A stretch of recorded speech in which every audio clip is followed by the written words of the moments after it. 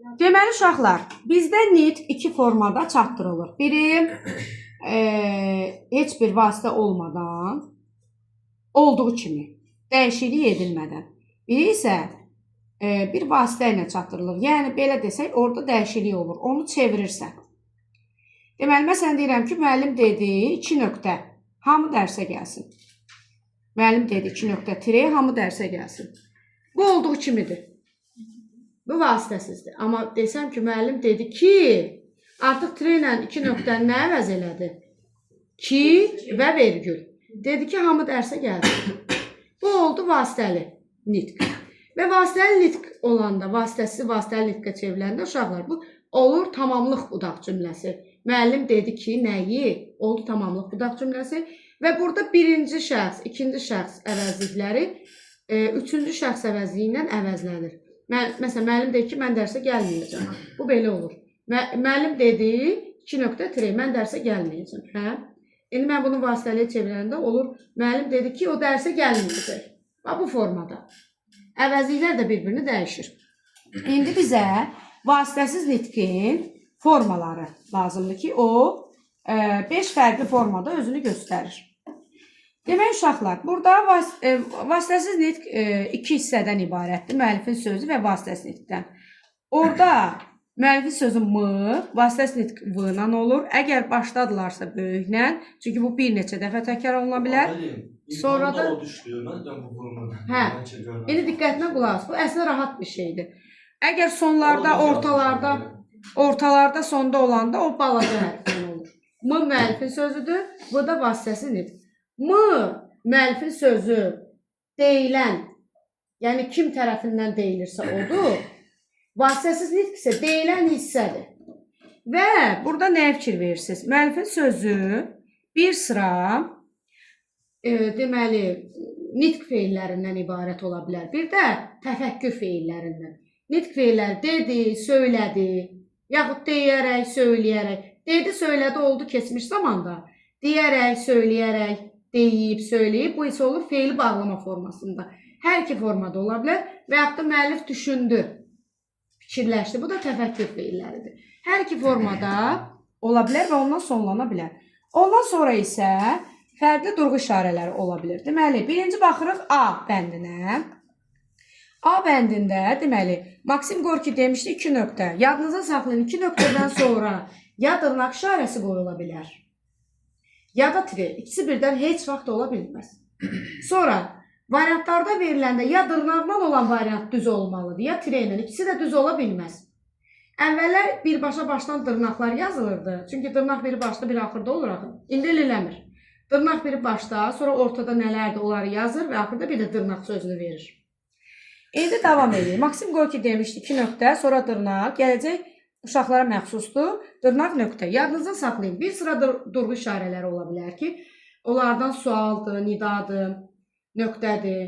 Bunlar bir sırası ola bilər ki, bunlardan bircə dənə nöqtədir ki, dırnaqdan sonra olacaq. Gəlin bunu belə yadda saxlayın.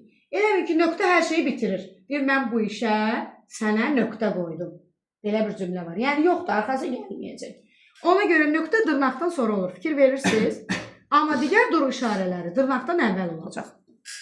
İndi həmin şey dialoq formasında verilir. Müəllif təhkiyəsi odur ki, müəllifin nağıl etməsində, öz düşüncəsində olub bu. Nə vaxtsa olub.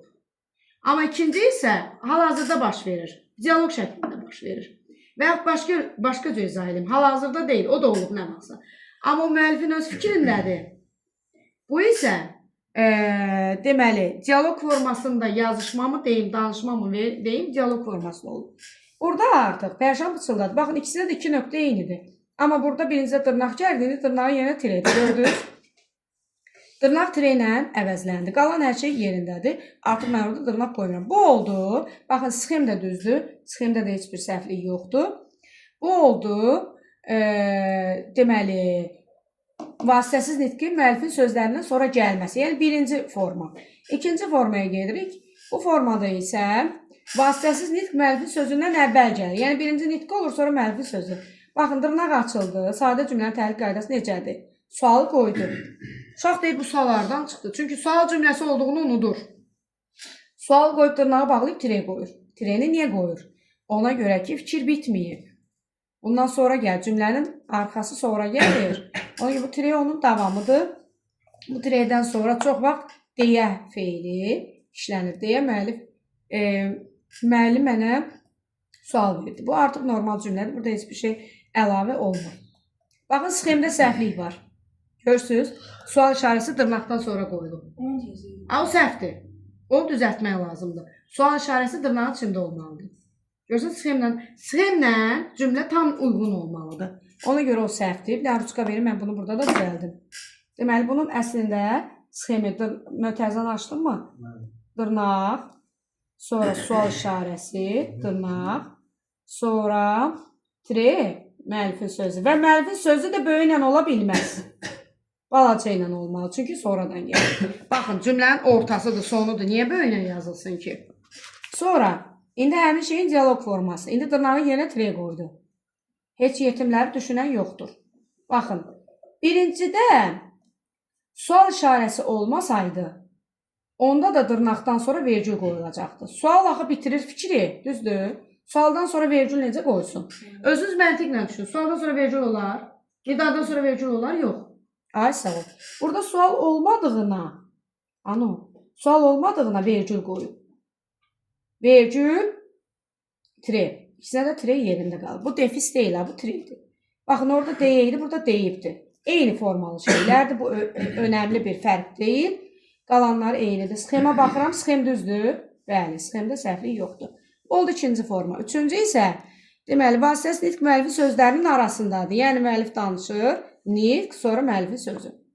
Müəllif dəstəyi stolun üstünə qoyub 2 nöqtə. Baxın, dırnaq.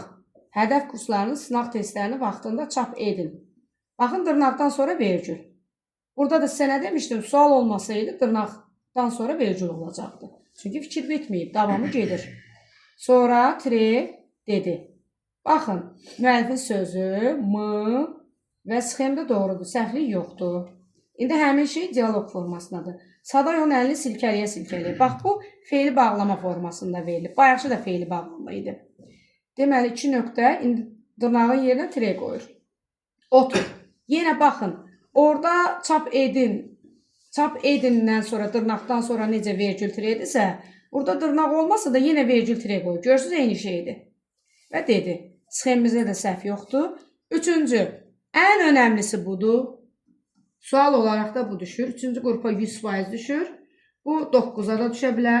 Azərbaycan bölməsinə, Rus bölməsinə də və 11-ə də düşə bilər. Baxın, burada nədir? Burada vasitəsiz nitq, müəllifin sözü, sonra vasitəsiz nitq. Yəni, müəllifin sözü 2 nitqin arasındadır. Bu 2 nitqin arasında da 99% dedi sözü işlənir. Məsələ bu dedinin sağ-solundakı durğu işarələri yadda saxlamaqdır. Baxın, dırnaq açılı, vağzala sür, vergül tire. O vergül tire bayaq da var idi, görmüşdünüz. Vergül tire, dedi, yenə vergül tire. Baxın, dedi əgər 2 nitqin ortasında, onun sağ sonunda vergül tire olur. Bunu yadda saxlasa, sizə bir zaval yoxdur. Bir də ki, sizə bundan maksimum bir sual düşə bilər. Üçüncü qrupda bəlkə. Bu düşdümü, bu cümləni yazırsınız vərəqdə, qıraqda onun vergülünü, dırnağını, tiresini düzürsünüz. Qıraqda eləyirsən. Niyə? Çünki burada üstündə eləyəndə sayanda artıq əskik sayacaqsan. Birini ya artırıb ya azaldacaqsan. Ona görə də variantın düz olmayacaq. Variantda elə düzüblər ki, yəni sənin cavablarına yaxınlar çoxdur. Cavabına yaxınlar. Onu kənarda qəşəng düzürsünüz, səliqəli şəkildə. Sonra sayırsınız, neçə tiredir, neçə dırnaqdır, variantında tapırsan. Bir dənə yadda saxlayın, dedinin sağ və sonunda vergül tiredir. Çünki fikir davam edir, orada bilərsən. Dırnaqdan sonra nöqtə. Sizə nə demişəm? Nöqtə sonda olmalı. Baxın, sxemimdə də heç bir səhvlik yoxdur. Sxemdə indi sonda nöqtəni qoymaması önəmli bir şey deyil. Onu yadda saxlayın. İkincidə, burada dırnağın yenə tireni qoyub qoca çağırır.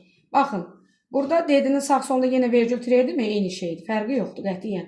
Kəndə duy vurmuşam, yəni səs salmışam ki, sada gəlib. İndi uşaq bunu düzür. Burada duy vurmuşam 2-dən sonraki vergül var. Bunun vasitəsiz nitqə dəxiliyyatı yoxdur. Bu bağlayıcının vergülüdür. Burada sizə sual verər ki, bax düzər.